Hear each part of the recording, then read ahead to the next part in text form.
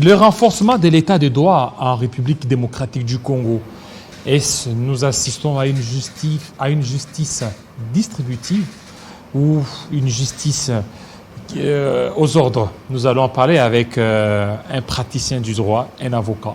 Celui-là, c'est Maître Géry Kamboulou. Bienvenue, Maître. Merci, Monsieur David. Voilà. Et surtout, meilleurs vœux. Voilà, merci. Merci. Mais il y a cette thématique sur la justice en République démocratique du Congo. Vous êtes praticien du droit. Absolument. Comment vous pouvez évaluer la justice en RDC? Monsieur David, comme vous le savez, je suis avocat de profession, mais nous sommes dans un pays démocratique ou en quête d'une démocratie réelle, voyez-vous. Depuis l'avènement du président Félix Tshisekedi, la justice est en train de monter. Parce que c'était vraiment au Est en train de monter. Est en train de monter tout doucement, voyez-vous. Et ce n'est pas du jour au lendemain que les choses vont changer, étant donné que le chaos était profond.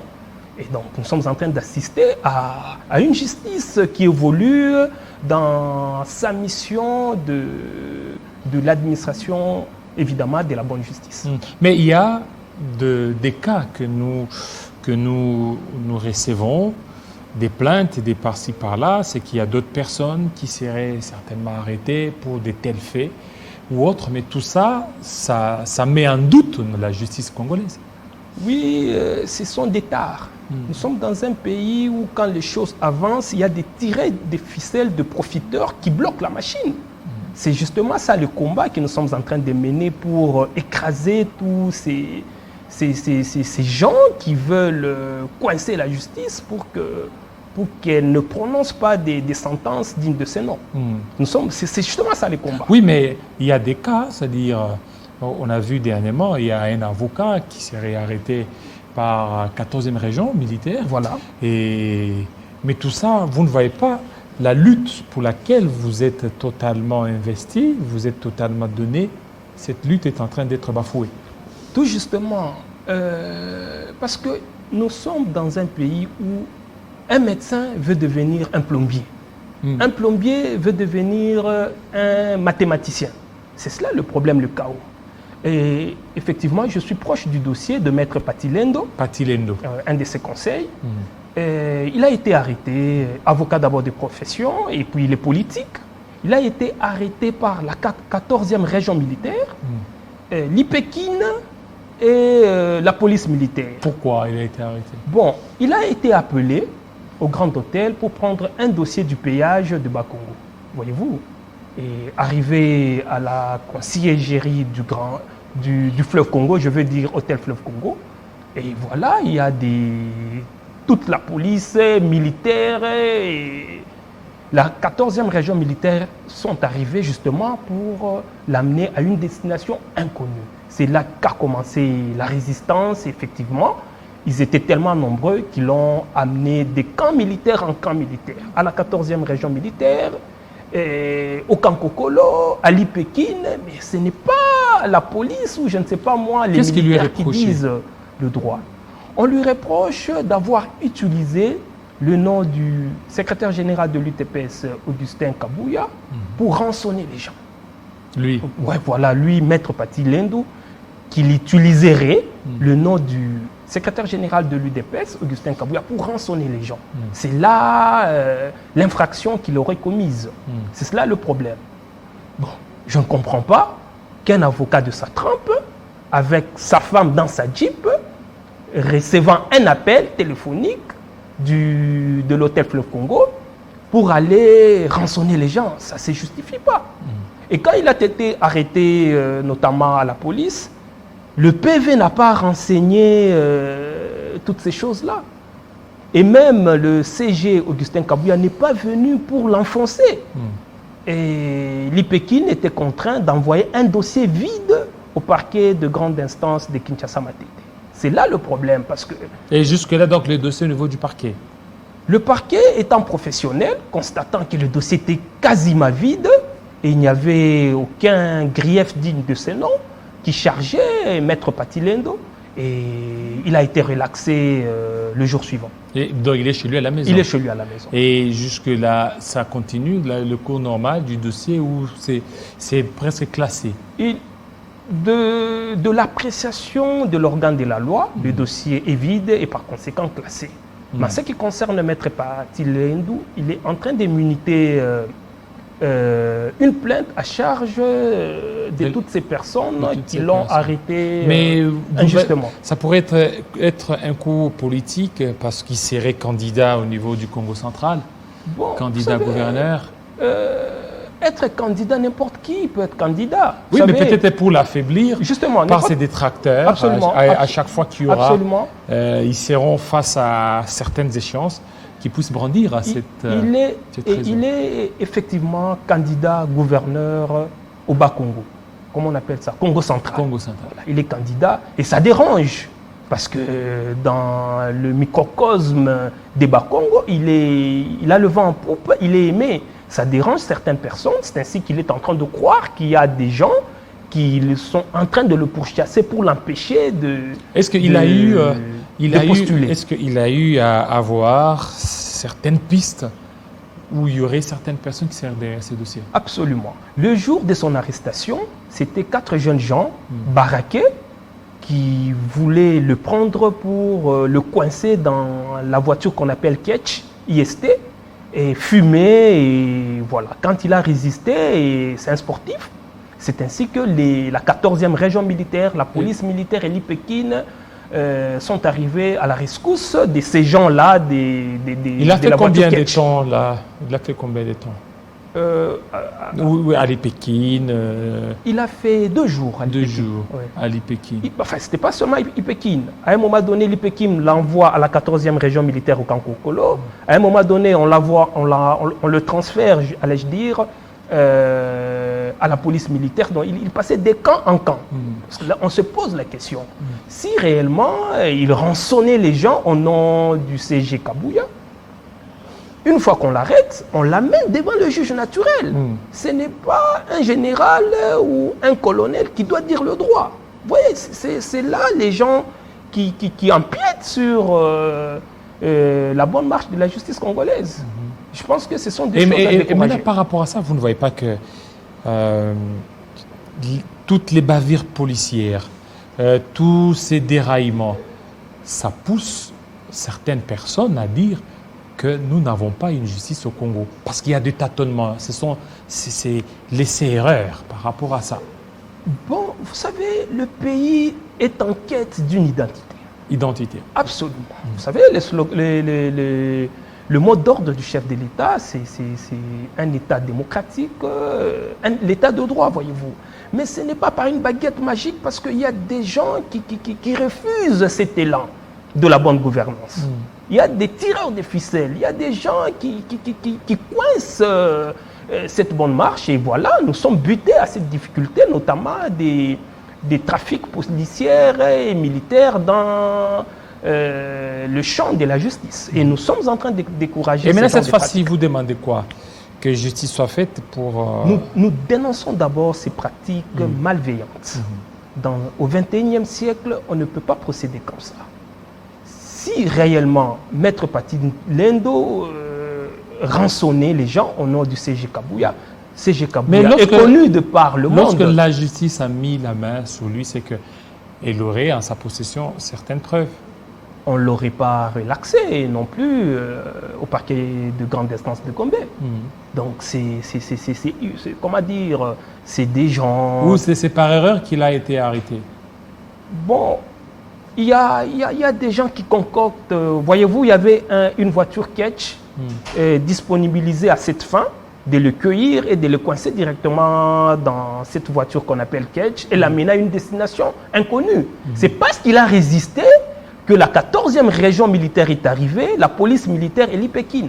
Donc, je me dis là, c'est un complot. Un complot. Un complot. Un complot contre... Contre le candidat gouverneur au Bas-Congo qui est Maître Patil Lendou. Voilà, il y a aussi l'actualité en République démocratique du Congo, c'est cette démission de Jama Kabound. Vous êtes juriste, Jama Kabound qui démissionne, voilà. Ça pourra mettre en difficulté l'Union sacrée. Bon, vous savez, c'est un dossier un peu délicat. Je pense que je peux répondre à cette question par rapport à ma casquette d'avocat. Voyez-vous? Parce qu'aujourd'hui, on condamne les conséquences. Mais on ne peut pas condamner les conséquences sans interroger les causes. Et les causes, notamment, cette intercation entre la police et la garde républicaine, c'est là que tout a basculé. Et là, il y a plusieurs infractions qui entrent en jeu. L'incitation des militaires ou des policiers à commettre des infractions, trouble à l'ordre public et la contravention routière et tout ça. Je pense que c'est très sérieux parce que ce sont des infractions. Si c'était un petit de banane, il serait cueilli sur le banc. Donc il y a tout ça qui sont à la base de la démission par tweet, encore que ce n'est pas encore avéré étant donné que c'est passé par tweet. Et quand c'est un tweet, c'est une intention déjà, notamment du président Aïja Makabou, de vouloir démissionner. Voyez-vous. Vous vous êtes battu, je le répète encore, vous êtes battu, vous partagez la lutte des l'UDPS. Est-ce que les valeurs véhiculées actuellement, ce sont ces valeurs que vous attendiez? Bon, vous savez, l'UDPS, c'est un vieux parti. Mais ce n'est pas un parti céleste. Vous savez, dans tout combat, il y a toujours de gens mal intentionnés. Et parmi nous, il y a des gens qui veulent bloquer la machine. Chaque fois, quand je passe dans les médias, je suis un homme libre, je dis que parmi nous, il y a des profiteurs, il y a des gens qui veulent saper l'action du chef de l'État. Et ils sont nombreux. Il faut arriver à les démasquer, il ne faut pas avoir peur de le dire à haute voix. Et ce sont ces gens qui sont contre l'élan. Parce que certains de toutes ces personnes veulent amasser de l'argent au détriment du peuple congolais. Je pense qu'il faut qu'on organise des assises très sérieuses pour évoquer cette lenteur, cette envie de vouloir à tout prix aussi bloquer l'élan de la bonne gouvernance tel que prôné par le chef de l'État. Et cet élan qui bloque, c'est vous qui vous êtes investi dans cette lutte? Absolument. Parmi nous aussi, parmi nous, les UDPC. Est-ce qu'il n'arrive pas de fois où vous ne parvenez pas à vous assumer? Vous voulez accuser les autres. Le diable, c'est l'autre. Alors que vous-même, vous n'arrivez pas à satisfaire, à donner satisfaction aux besoins de la population. Non, il y a des satisfactions jusque-là. On peut les dénombrer autant que vous pouvez. Lesquelles? La gratuité de l'enseignement, par exemple. L'école primaire, je connais beaucoup de gens qui ne payent plus. Qui continuent toujours à patauger. L'école primaire est gratuite aujourd'hui dans ce pays. Mais au niveau de Chikapa, ce n'est pas gratuit. Hein. Ils ne se reconnaissent pas. Bon, vous savez, ils ne reconnaissent pas la gratuité. On n'est pas au royaume de saints. Nous sommes sur terre. Il y a sûrement peut-être 2, 3 petits problèmes. Mais dans l'ensemble, l'école primaire est gratuite dans ce pays. La justice est en train de monter en puissance. Voyez-vous? Et si parmi nous, il y a des gens qui sont manifestés de cette mauvaise foi de voir le chef de l'État caracoler à la fin des 5 ans, je pense qu'il faut les dénoncer à haute voix et les mettre hors d'état de nuire. Hormis toutes les promesses tenues, pas tenues, toutes les promesses faites à la population, vous parlez de la gratuité de l'enseignement, vous ne voyez pas que c'est encore minime par rapport au bilan tant attendu par le peuple congolais? Le problème qui tue ces pays, c'est l'éducation nationale. Si tous les enfants, et parce qu'il y a même des adultes qui ont un problème d'éducation ici dans ce pays, je parle de l'éducation nationale, l'instruction, l'école, il y a un problème. Si on investit dans l'école dans ce pays, je pense que d'ici 10 ans, 15 ans, on parlera un autre langage. Donc, le programme phare de la gratuité d'enseignement, ça doit être applaudi de demain. Voilà, ça doit être applaudi, mais tous les projets lancés, Chili Gilou, Daipen, sont des projets qui sont battus en brèche. Bon, pas battus en brèche comme tel, seulement il y a beaucoup de personnes à estomac affamé qui veulent à tout prix torpiller l'action de la banque. Ce sont ces gens-là qui ont tous les chefs.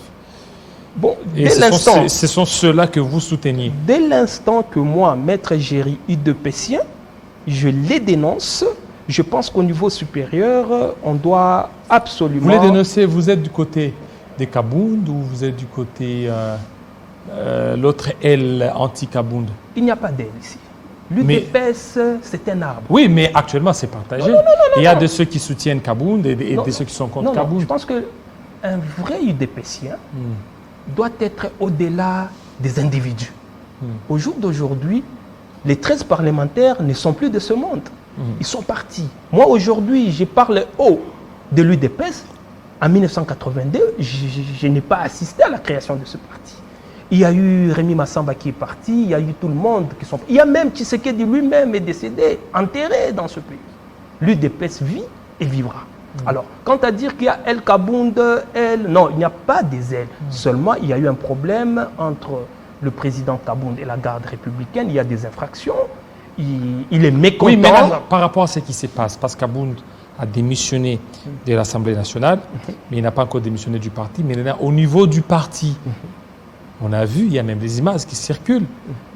Il y a certains combattants qui sont entrés dans les bureaux des Kabound pour aller tout saccager. C'est qu'il est aussi malvenu. C'est ce que je dis. Si c'est avéré sa démission aussi au niveau du parti, nous avons des statuts. Il y a des statuts. Mais jusque-là, pas au niveau du parti. C'est seulement au niveau de l'Assemblée nationale. Bon, c'est ce que je dis. S'il y a des jeunes qui auraient saccagé, parce que j'ai vu juste des images, je n'ai pas palpé la réalité. Mais vous ne voyez pas qu'il n'est pas en odeur de sainteté avec certains combattants? Absolument. Et je me dis, s'il doit continuer à être président du parti, avec tout ce qu'on a vu dans les réseaux sociaux, je me demande, il y aura des amours entre lui en tant que chef du parti et la base. Il y aura un problème. Et quel sera l'UDPS après Kabound? L'UDPS après Kabound sera aussi la même UDPS après Massamba, après Mavungu, après Mutanda. Donc l'UDPS, c'est une pensée, c'est une idéologie. Voyez-vous? Et je pense que si Kabound réellement partira, l'UDPS va vivre. Et vous ne voyez pas que c'est vous qui avez cautionné l'illégalité, alors qu'il y avait des statuts qu'il fallait respecter. Mais vous êtes beaucoup plus acharné ou vous êtes beaucoup plus limité sur les mandats spéciaux. Bon, dans cette situation de l'époque, quand le chef de l'État a été élu, eh bien, nous nous trouvions dans une situation de cas de force majeure. Voyez-vous, c'est ainsi qu'il a fait ce mandat spécial au 02 du parti qui était le président Kabound. C'était tout à fait normal avec, plus tard, organiser les élections ou retourner à la légalité, qui est le directoire, c'est-à-dire la commission, je pense, la convention démocratique, la commission électorale qu'on appelle CEP et le secrétaire général pour gérer le parti et aller au congrès. Je pense que c'est ce qu'il faut faire. Oui, maintenant, actuellement, vous êtes dans l'illégalité. Vous avez cautionné l'illégalité. Aujourd'hui, c'est compliqué maintenant. Ce n'était pas du tout une illégalité. C'est un cas de force majeure. Un cas de force majeure peut être corrigé. Oui, mais ces cas de force majeure, donc ça a été réglé par la Constitution. C'est que les statuts du parti. Oui, effectivement, les statuts du parti. Pourquoi ne pas suivre ces statuts du parti? Et encore, on a vu le ministre de l'Intérieur de l'époque, Gilbert Kankondé, qui a cautionné cette illégalité. Bon. Il n'est jamais trop tard pour mieux faire. Vous venez de me poser la question, si Kabound partait, que deviendra l'UDPS? Alors nous reviendrons à la légalité. Je pense que c'est l'article 25 des statuts de l'UDPS pour asseoir les directoires qui puissent diriger le parti jusqu'au Congrès. C'est un ouf de soulagement pour vous? Ça ne peut pas être un ouf de soulagement parce que quand Massamba est parti, on était en deuil. Quand Mutanda est parti, on était en deuil. Quand un autre fils du parti à la taille du président Kabound puisse s'en aller dans ces conditions, ça dérange beaucoup. Ça dérange beaucoup, sincèrement. Et vous serez frustré, vous serez amoindri. Ça ne sera plus l'UDPS. Non, pas forcément, parce que quand Mutanda est parti, on n'était pas amoindri. C'est un fils avec qui on a gagné tous les combats. Et par rapport à l'accrochage avec la garde républicaine et tout ce qui s'était passé, c'est décidé un jour de jeter l'éponge. Ça dérange toujours. Mais quand à dire que l'UDPS va s'agenouiller, va mourir, là, je ne suis pas d'accord, ça ne se fera pas. Merci beaucoup, maître Géry Kamboulou. Ça n'est fini, fidèles téléspectateurs. Restez branchés sur Télé 50. À très bientôt.